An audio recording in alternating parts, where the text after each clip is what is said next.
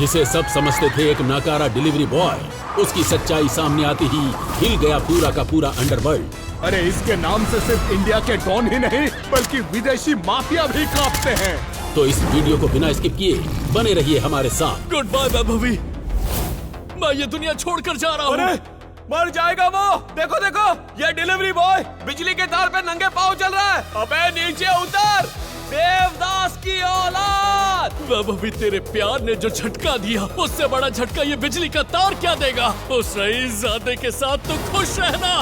मैं तो चला। गरीब डिलीवरी बॉय अभिनव की बरसों पुरानी गर्लफ्रेंड ने उसे एक रईसजादे के लिए छोड़ दिया। प्यार में हारा अभिनव बेचारा दारू पीकर चढ़ गया जमीन से 50 फीट ऊपर बिजली के तार पर। वो मजनू तो जान देने को तैयार था, मगर किस्मत को कुछ और ही मंजूर था। अरे ये बिजली का तार तो टूट रहा है। अचानक वो तार टूटा। उस तार से एक बिजली तो निकली, मगर उससे पहले ही अभिनव नीचे गिर गया।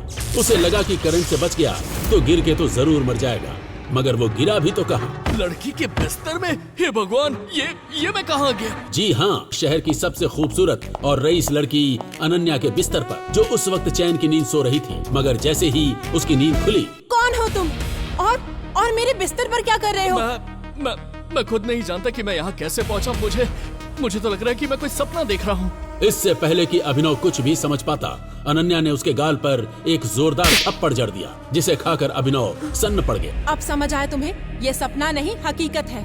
तुम इस वक्त सच में अनन्या सिंह के बिस्तर में हो। अचानक कमरे का दरवाजा खोलकर अनन्या का भाई सनी सिंह वहाँ पहुँच गया, जिसे देखकर अनन्या अपने आप को हटने लगी।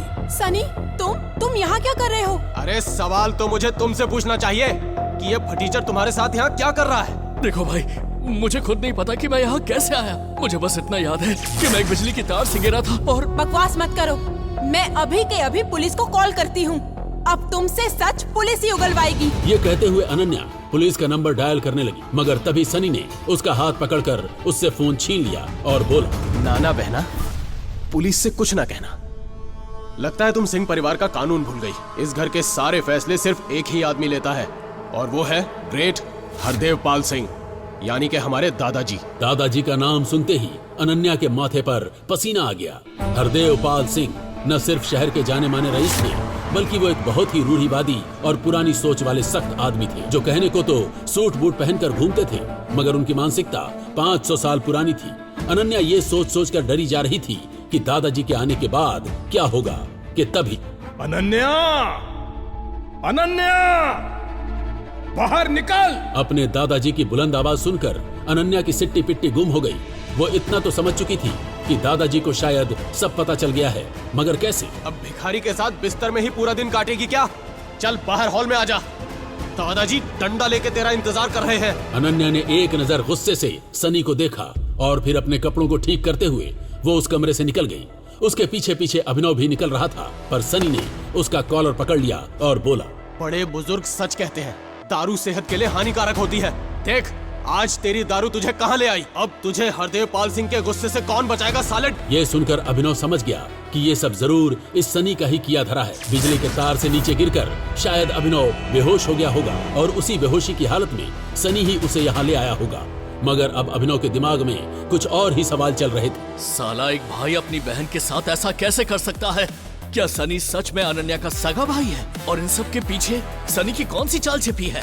जहां अभिनव के मन में चल रहे थे ये सवाल, वहीं हरदेव पाल सिंह ले आए थे एक बड़ा विचार। करमजली, तेरी ये हिम्मत जो तू शादी से पहले एक लड़के के साथ संबंध बना रही है। शर्म आती है मुझे तुझको अपनी पोती कहते हुए। दादाजी, मेरा यकीन मानिए, मुझे नहीं पता कि ये सब। झूठ मत बोल, सब जानता हूँ मैं। ये सब तेरे माँ बाप की गलती है। लड़की होकर तुझे पढ़ाया लिखाया, बिजनेस भी करने दिया, इसलिए आज तू अपने बेडरूम में इस सड़क छाप लड़के को ले आई। ये कहते हुए हरदेव पाल अनन्या के गाल पर तीसरा थप्पड़ रसीद करने ही वाले थे कि अभिनव ने उनका हाथ पकड़ लिया। शर्म आनी चाहिए आपको। एक दादा होकर अपनी पोती पर हाथ उठा रहे हैं, उस पर इतना घिनौना इल्जाम लगा रहे हैं। आपका दिमाग ठिकाने पे है भी या नहीं? अचानक पूरे कमरे में सन्नाटा पसर गया।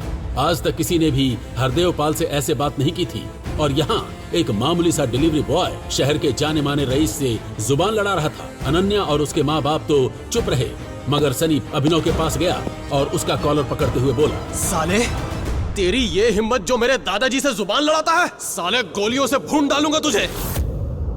सनी छोड़ दो इसे।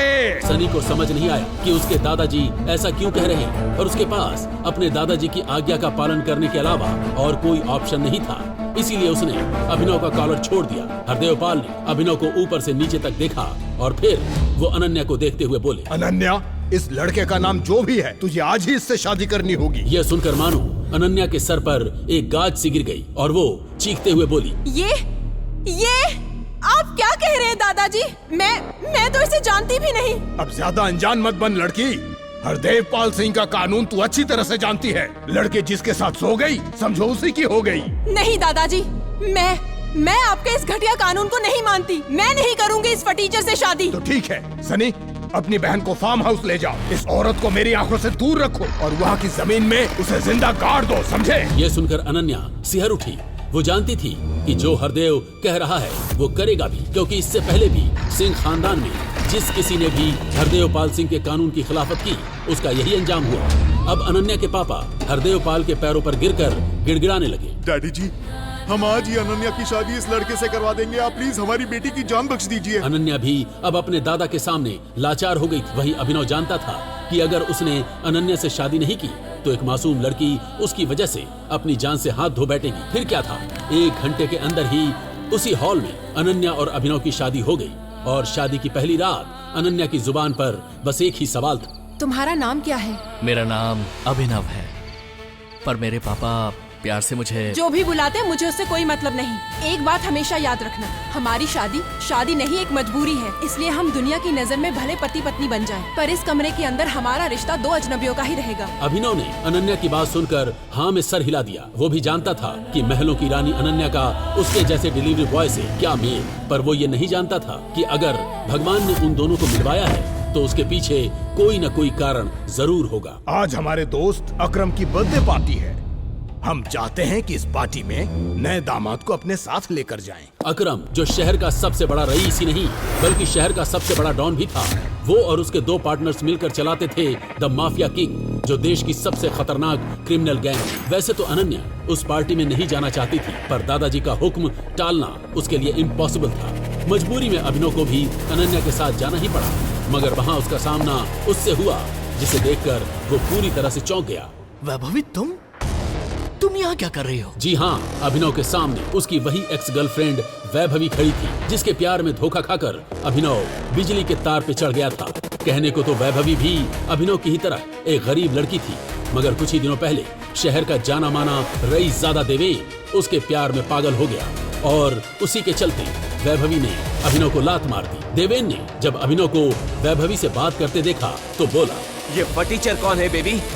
कहीं ये वही डिलीवरी बॉय तो नहीं जो तुम्हारे प्यार में बिजली की तार से कूद गया था? हाँ बेबी, ये वही देवदास की औलाद है। यहाँ भी जरूर ये कोई डिलीवरी करने आया होगा, है ना? इतने में वहाँ सनी पहुँच गया। डोंट टेल मी जीजा जी कि आप एक डिलीवरी बॉय हैं। आपकी शक्ल से ही लगता था कि आप एक गरीब फैमिली से हैं। एक डिलीवरी बॉय? छी छी। सनी, तू इस फटीचर को जीजा जी क्यों बोल रहा है? हाँ, कहीं तू ये तो नहीं कहना चाहता है कि मेरी प्यारी बहन अनन्या ने इस फटीचर डिलीवरी बॉय से शादी कर ली है? जी हाँ, सही सुना आपने। ये सुनकर पार्टी में मौजूद हर शख्स के होश उड़ गए, मगर जो सबसे ज्यादा बौखलाया वो था अनन्या का सबसे पुराना दीवाना चिराग। नहीं अनन्या, तुम ऐसा नहीं कर सकती।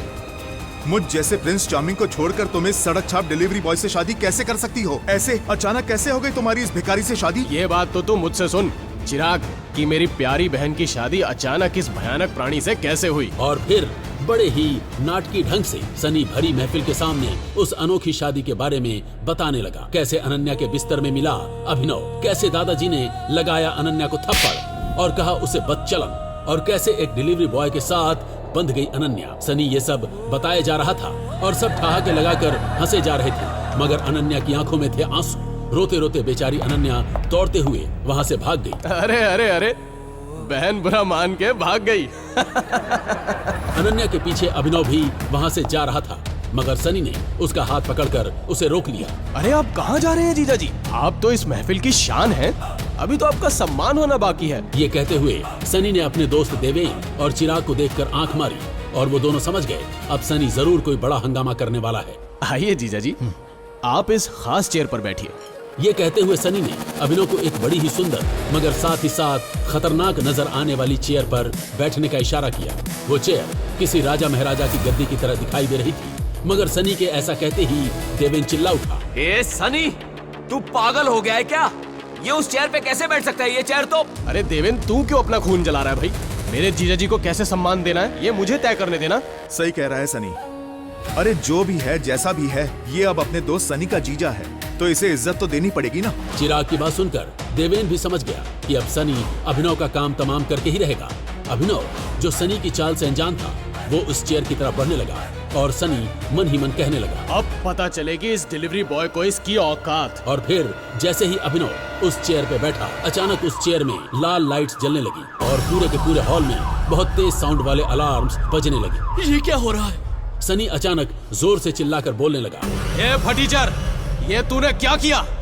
माफिया किंग के मालिक की कुर्सी पर बैठ गया। जी हाँ, वो खास चेयर थी द माफिया किंग गैंग के मालिक अकरम की, और इस चेयर में अकरम के अलावा किसी और को बैठने की इजाजत नहीं थी। उन अलार्म्स के बजते ही बहुत से बॉडीगार्ड्स हाथ में बंदूक लेकर वहाँ आ गए और अभिनव को घेर कर खड़े हो गए। भून डालो इस भिखारी को, साला अकरम अंकल की कुर्सी पर बैठ रहा था, फटीचर कहीं का। मगर तभी वहाँ एक कड़क आवाज आई। कौन है वो माइका लाल जिसने माफिया किंग के मालिक की कुर्सी में बैठने की हिम्मत की? सूट बूट पहने और हाथों में एक इम्पोर्टेड सिगार लिए अब खुद अकरम वहाँ पहुँच गया था। अलार्म की आवाज सुनकर वो भी समझ गया था कि किसी ने माफिया किंग की कुर्सी में बैठने की गुस्ताखी की है। वो अभिनव के पास पहुँचा और धमकाते हुए बोला, तो तू है वो हरामजादा। अब तुझे अकरम के कहर से कोई नहीं बचा सकता। अकरम के मुंह से ये सुनते ही अभिनव अंदर तक सिहर गया और अकरम के आगे हाथ जोड़ते हुए बोला, सर प्लीज मुझे माफ कर दीजिए। मैं इस कुर्सी के बारे में कुछ नहीं जानता था। जहां अभिनव अकरम के आगे गिड़गिड़ा रहा था, वहीं अब अकरम की आंखें अभिनव की अंगूठी पर टिकी हुई थी, जिस अंगूठी में टी लिखा हुआ था। उस अंगूठी को देखते ही अचानक अकरम के चेहरे पे छाया हुआ गुस्सा खौफ में बदल गया, मानो उस अंगूठी को देखकर अकरम को कुछ याद आ गया। टाइगर, मुझे माफ कर दो, मैंने तुम्हें पहचानने में देर कर दी बेटा। यह कहते हुए अकरम अभिनव के पैरों पर गिर गया। ये देखकर सनी का सर चकरा गया। वो अकरम से बोला, ये सब क्या है अकरम अंकल? आप इस फटीचर के आगे घुटने क्यों टेक रहे हैं? ये तो साला... खबरदार, जो इसके बारे में एक शब्द भी कहा तो ये कुर्सी भी इसकी है, इस पे अधिकार भी इसका है और ये पूरा कारोबार भी इसी का है। ये है माफिया किंग का असली मालिक, क्योंकि ये है हमारा टाइगर। आखिर क्यों अभिनव के आगे अकरम जैसे खतरनाक डॉन ने घुटने टेक दिए? क्यों अकरम अभिनव को कह रहा था टाइगर? क्या याद आया था अकरम को अभिनव की उस अंगूठी को देखकर? और अब क्या नया मोड़ लेने वाली है अभिनव उस टाइगर की कहानी? इन सभी सवालों के जवाब जानने के लिए इंस्टॉल बटन पर क्लिक करके तुरंत डाउनलोड करें पॉकेट FM और सुनिए जबरदस्त कहानी द रिटर्न ऑफ टाइगर, बिल्कुल मुफ्त।